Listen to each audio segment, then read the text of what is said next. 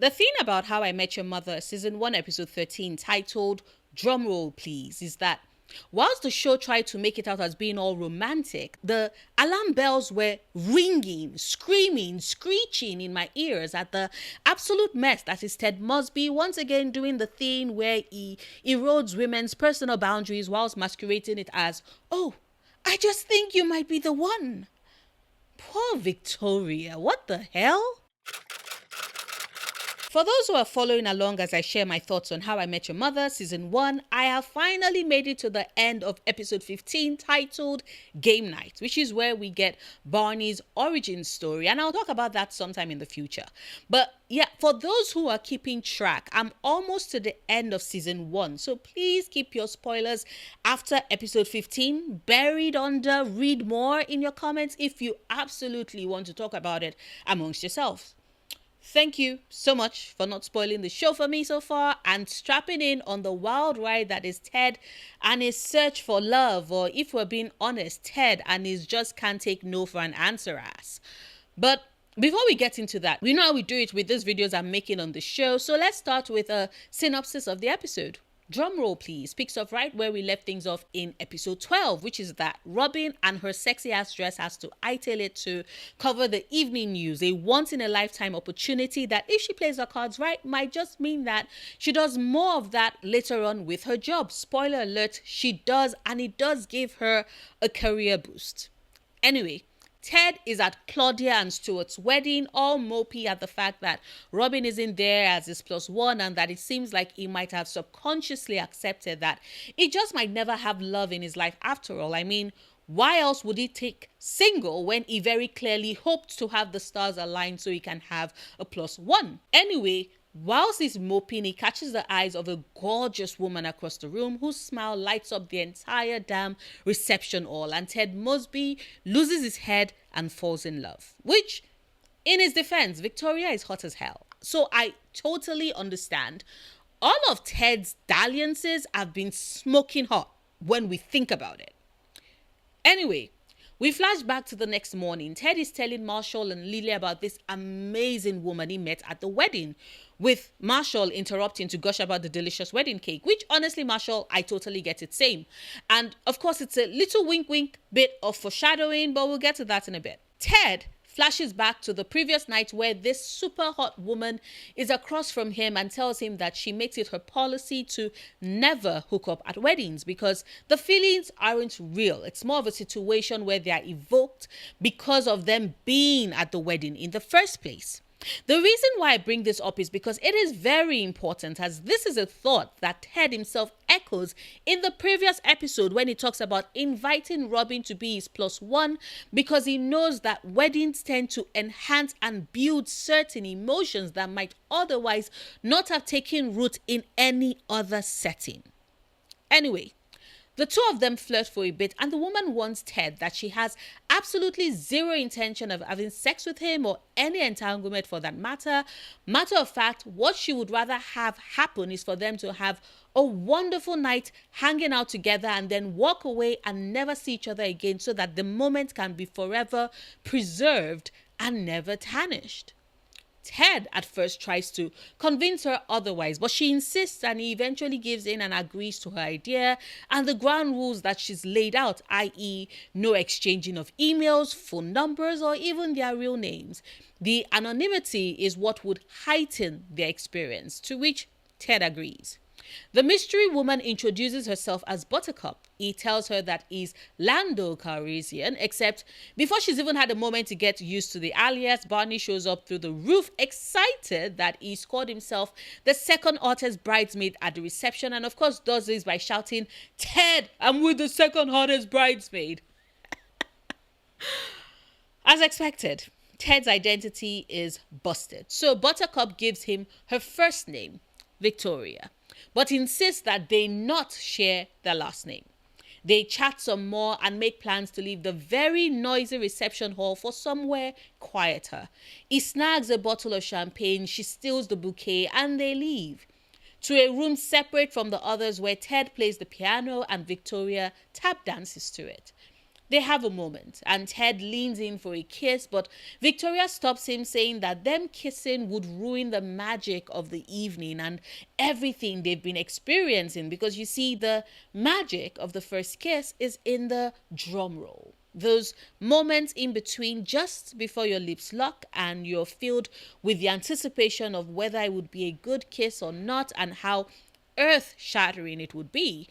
The building of that anticipation of the almost kiss is what she refers to as the drum roll, and that's what she wants to have with Ted.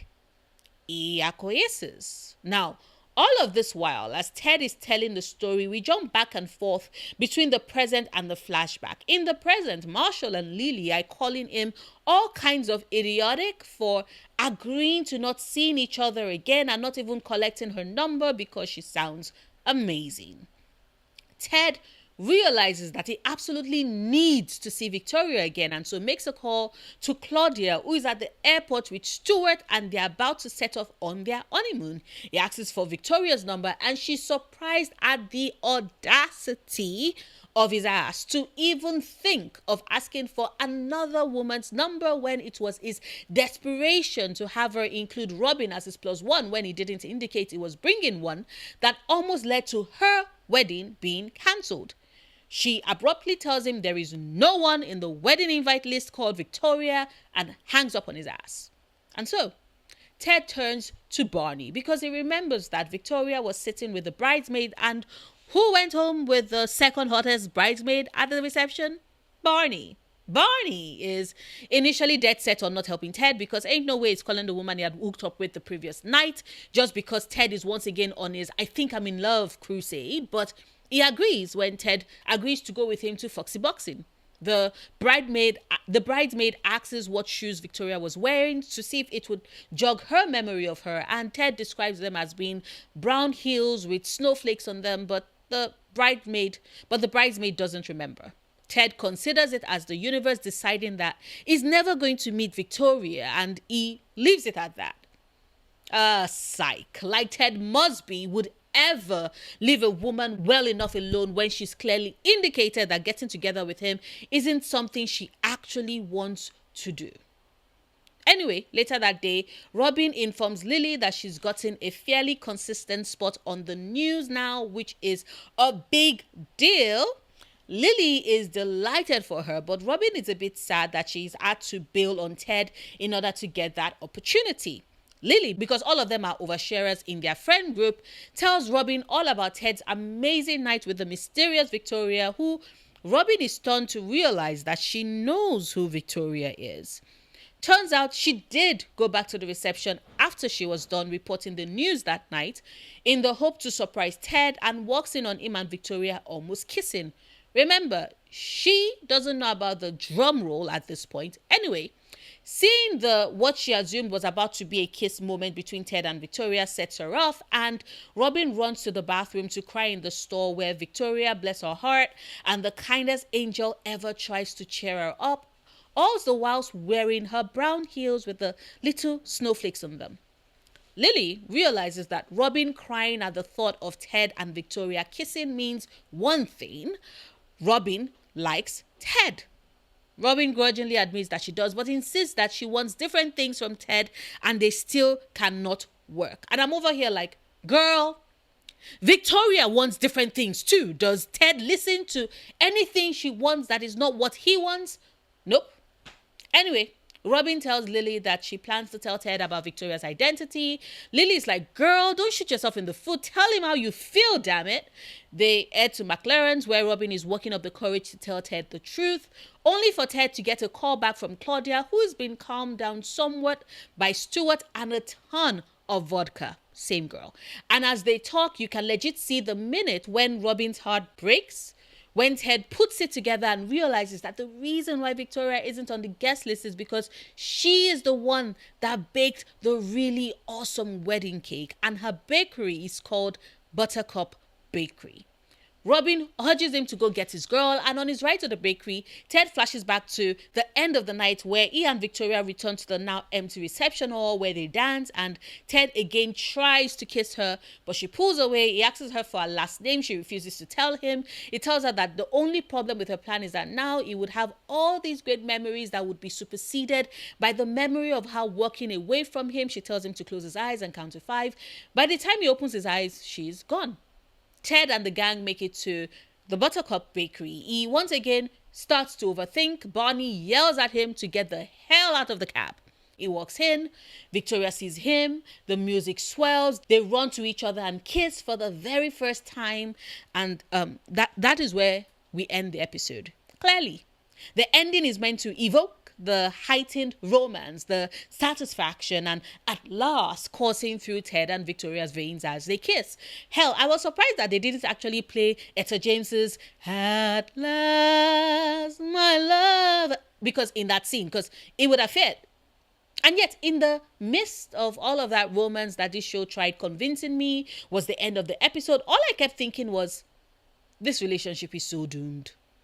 And the answer for why I think so is pretty clear. Ted Mosby has never seen a boundary that he's not been in a hurry to erase. And in the case of Victoria, every single boundary that she erected, he just kept pushing and testing until he finally crossed over it. And instead of the episode ending with her getting a restraining order against his ass, we get a sweet romance. Love is not dead. And it just has me taking several deep breaths to try and calm myself down. Because as I watched the episode, all I could think was something an aunt once told me that I tried to remember when I grew older and got into relationship, which is that how you start your relationship is the exact same tone and vibe that your relationship is going to have for its entire duration. And when I look at Ted and Victoria, all I can think are those words, as I feel nothing but pity for her. Like I said earlier in the video, Ted in the previous episode did mention to his friends that the reason why he so badly wanted Robin to be his +1 to the wedding was because he knew that weddings heightened feelings and emotions and people get carried away, and it would be so easy to fall in love, and he wanted to have that with Robin. He already vocally admitted to hoping that he can basically work her emotions into falling for him, thanks to them being together in one of the most romantic settings he could conceive of. Victoria, when she's setting down the ground rules for them hanging out that night, admits the same thing and states that that is why she doesn't hook up at weddings. And yet Ted, who is very much aware of the hold and power that weddings would have and was banking on it, mind you, ignored everything that Victoria said she wanted, all for the sake of him getting together with a woman he could potentially fall in love with. And before you say, but Noria, come on, we saw at the end of the episode that she was very much happy to be reunited with him, I would like to point out that Ted didn't know that. All the time, whilst he was doing everything she said she didn't want him to do, i.e. trying to get her full name, trying to identify her in some way, trying to find out where she works, all the time whilst he was doing this, he didn't know. What he did know was that Victoria had stated explicitly what she didn't want. And yet, he did not care. He was willing to run roughshod over all of that for the sake of not missing out on something amazing with her.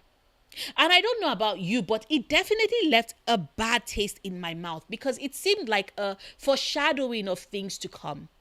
Because if he's already crossing so many of her boundaries and not respecting what she's requesting of him, even before they start dating, then what else is he going to push and keep testing and prodding her on until she gives in later on in their relationship? How is he going to keep pushing his luck to see how much he can get away with and how she would be willing to compromise in that regard? Because no, I did not see the ending of the episode as romantic. I read it instead as Ted Mosby just can't listen to what Victoria wants because it is what he wants that matters. And it just, Because I wouldn't have minded if maybe by some strange coincidence, a couple of episodes later, he runs into her randomly, maybe at a bodega, at another event, somewhere that is different from the wedding reception, where we then get the, well, I tried, but I haven't been able to stop thinking about you. And maybe this is fate telling us to give this another try. And I absolutely want to do that with you now that I've run into you accidentally. Like, that is a moment that still has them reuniting, but not in a way that is Ted basically stalking his way into finding this woman who the last time he had seen her had him close his eyes and then walked away so there wouldn't be that sad goodbye between them. Instead, what we get is more of what he's kept doing that night, but on a more larger scale. Because I don't know about you, but we could see traces of Ted pushing and trying throughout their encounter. Victoria would set a boundary. Ted would try and convince her to change her mind. She would insist. He would say, okay, then try his luck again a little while later.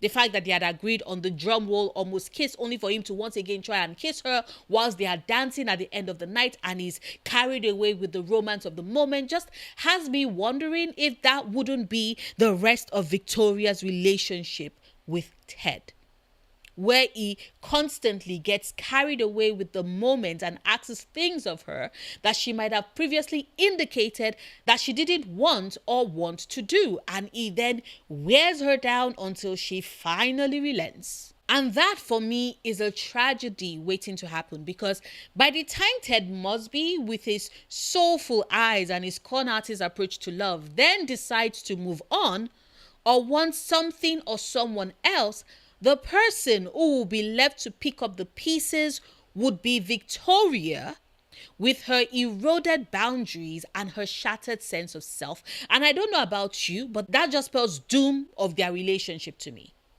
But as always, those are just my thoughts. I would love to hear yours, as at when you watched How I Met Your Mother Season 1, Episode 13.